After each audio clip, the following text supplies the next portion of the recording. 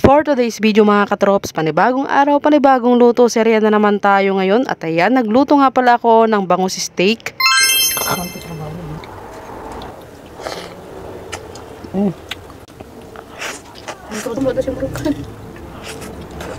Taba ulit.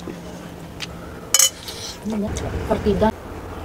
So, ayan mga katrops, bali hindi ko nga pala may papakita sa inyo yung full video ng pagluluto ko ng bangus steak. Dahil nga sa hindi inaasahan, nabura ko nga yung mga ibang video. Kaya naman sasabihin ko na lang kung paano nga yung ginawa ko para makapagluto ng bangus steak. Bale, una nga pala ay pinirito ko nga lang yung bangus tapos sinison ko lang ng salt and pepper. At sa sarsa naman ay naggisa nga lang ako ng bawang at sibuyas. Tapos naglagay lang ako dito ng toyo, oyster sauce, paminta, asukal, magic sarap, suka at tubig. At pinakulo ko nga lang bago ko nilaglag yung mga napritong bangus. At nung maluto na, tsaka ko lang itinapings yung mga naprito kong bawang. Pati na rin yung mga pabilog na sibuyas na nagayat ko kanina. So, ayun, shoutout nga pala sa ating katrops na si Princess Claire Barreto. At shoutout din sa mag-asawang si Tina May Bueta at Jason Flores from Dagupan City, Pangasinan.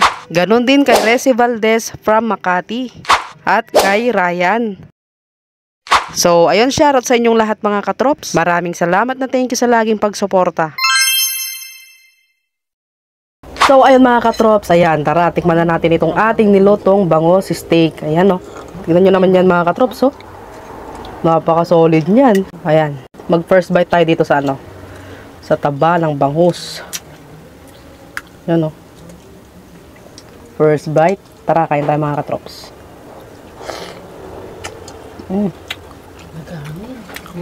Sarap. Lamang expected tayo ka.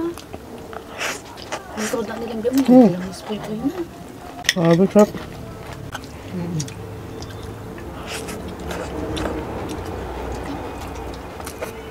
Ano? Ano na yun? Taba ulit. Ano na?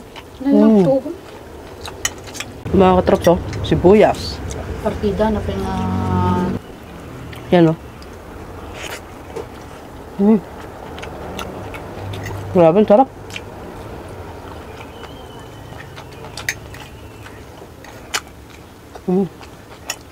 Panalo. Ulitin ko na namang magluto ng ganito.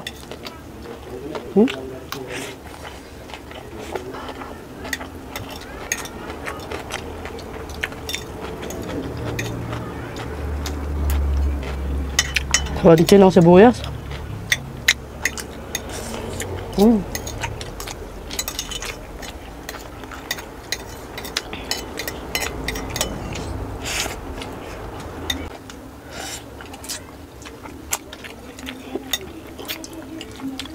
Ayan. So, paano ba yan mga katrops? Hanggang dito na lang itong aking vlog. Huwag niyo na rin po palang kalimutang i-like and share itong aking video. Maraming salamat sa panonood. Bye-bye!